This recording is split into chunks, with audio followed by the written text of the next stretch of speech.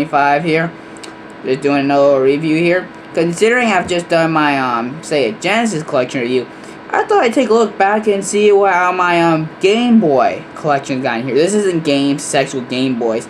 I'm very close to owning every Game Boy that's been made. There's two I'm missing. Like two. There you go. There are two I'm missing. I'll show you those sprinkled in where they should be in the timeline here. I'm going to show you in the sequence of when they were made. So the first Game Boy I was not the original Game Boy I first had. So okay, here we go. First I'm going to show you. Here's the original Game Boy. Yeah, I think I got this for like $10 at Goodwill. Okay, and here's your nice solid D-pad here. Okay, B and A, start and select. I believe. Yeah, select, start. And you got your little monochrome graphic screen there. If I can get off my brother's computer shine. And in the back here you get your cartridge slot. You got for 4 AA batteries. You're going like, dang, this thing might eat batteries like a monster. It really doesn't. Actually, yeah, I have never changed the batteries in this thing. I've never changed the batteries. Really, it's really weird. Also, this thing's not backlit, so they're like machines you can actually put on them. And no, I don't have it. I was thinking I had it in my own little bag I brought in here with, but no, I don't have it. But and oh yeah, your your external connections right there, volume, contrast because it's not backlit. Your 6 volt. Actually, I actually have a charger to fit this thing, which is funny. You got your power right up here. I just want to let you hear it.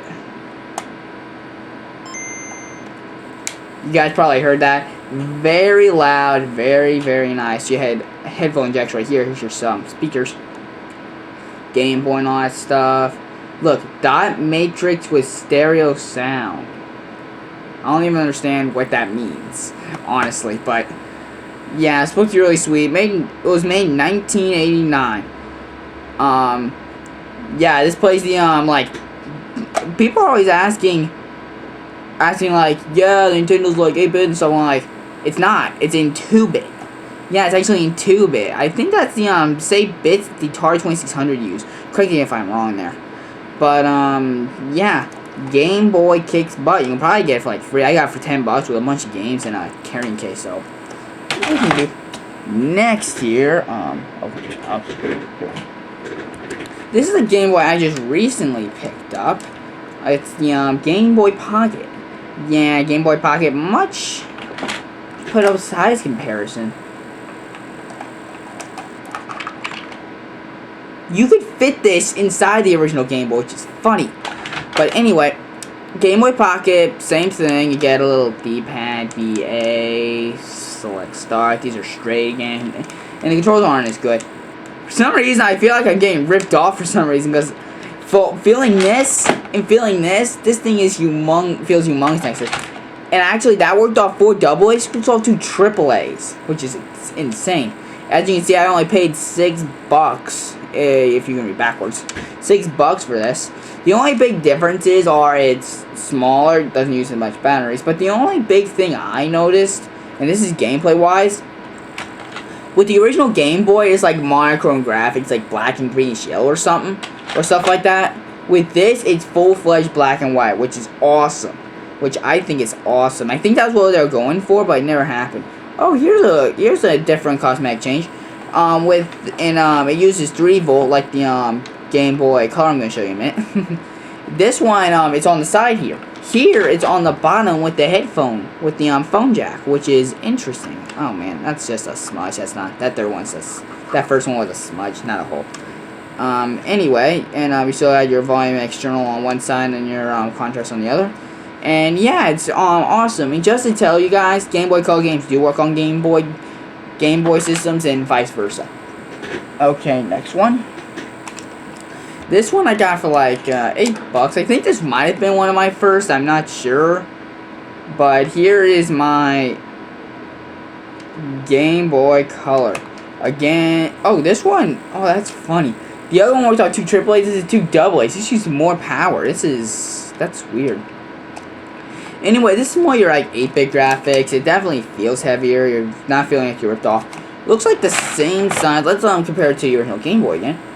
Oh, I never noticed that. I think it has a smaller screen. Yeah, and obviously it's probably thinner. Your cartridge going back like this, like in almost every model. Almost every model. I'll tell you about that in a minute. Oh, crud. There was one I missed that right before this. It's the Game Boy Light, released only in Japan. It's the rarest Game Boy on the planet, and it's probably very much an only Game Boy item, so I probably won't get it for a while.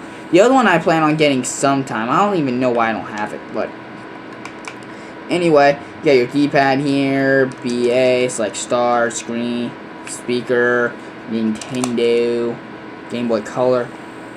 Pretty much all the original Game Boys are the same. Oh, here's a difference. And if any guys can tell me why that bar is there, please tell me. I have no reason why that bar is there. I don't know any reason. Anyway, one big difference is that there's a toggle switch to turn it on, and it's on the side. It's on the side here, toggle switches, and your external and volume are still on the same side. There's where's the there's the keyboard. Oh, and just like on the Game Boy Pocket, both the headphone jack, if you can see them, both headphone jack and the power cable do work on this, which is awesome. And yeah, this is decent to play your 2-bit Game Boy games on, because it actually ups them to it doesn't really up them. All it does is add some stupid colors, like some very, very, very basic colors. Like, I think the color palette on this is like 8 colors. It's really not all that impressive. But if you play it on like the N64, they up the graphics and all that stuff, which is nice. So next, we go from 2-bit and Game Boy 2-bit, and the other Game Boy Pocket is 2-bit, and 8-bit to 32-bit. Yeah, the Game Boy Advance was 32 whole bits. Same power supply as the Game Boy Color, 3 volt, I believe. This model is stupid. Yeah, the original model was stupid because it was really, really wide. I do not like these bumpers because they click on the outside. I hate bumpers that click on the outside. It's annoying. The controls could have been better. There wasn't as many buttons as many people would have assumed, and it wasn't backlit. Every handheld up to this point, except the Nintendo ones, was backlit. Well, excluding the Game Boy Light, because yeah, the Game Boy Light was backlit, the Game Gear was backlit, the Lynx, even the Lynx was backlit, and oh yeah, the Neo Geo Pocket Color wasn't backlit. Sorry, my mistake. Anyway, Game Boy Advance, these are very, very cheap nowadays. You can probably get them off pawn shops and stuff for quick buck. They probably make quick buck off them. Okay. Oh, here's the Game Boy. The Game Boy Advance was my first one, but the model I first started with was the Game Boy Advance SP. If I can slide that here. This was the one I was most familiar with. Not this color though. I was familiar with like the blue purplish kind of thing. This one was because I picked this up for like $5. The other one got stolen with a bunch of my games, which sucks. This is nice. Unlike most models of the Game Boy where you can switch out the batteries, you cannot do this with this. There's a separate charger, which is awesome. I think this is the first Nintendo one where you actually had to buy a charger in order to actually use the game system. Sales thing, you got a D-pad, BA, select start. You got your speaker right here. Backlit screen right here, which is sweet. The design is squarish. I think the only reason they made it like this is because they were trying to promote the GameCube's box cube shape, which I hated. I hate the cube shape because it's like storing the thing as a B, B-I. And yeah, the game I have in here, actually I have a game in here, it's Eddie. I'll do separate videos on my collections of games as of like what day I do them. Anyway, yeah, Game Boy Advance SP. This model was made in 2002. I think this model was made in 2001 or something. No, 2000, 2002, like 2000, 2002. I believe that was like the Game Boy Color was in 98. Original Game Boy was like 91. I think The Game Boy Pocket was like in 94. Game Boy Light was in 95. The only Game Boy other than the Game Boy Light I'm missing is the Game Boy Micro. It beats the Game Boy Pocket in smallness. I think it's like maybe about that long and maybe like that thick. That small, maybe like that thick. So it's a very small game console.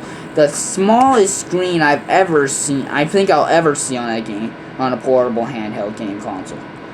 So I hope I'm picking that up soon. I can barely hold the games. It's like I think the size of 2 games, which is weird because Game Boy Advance games you can see are small.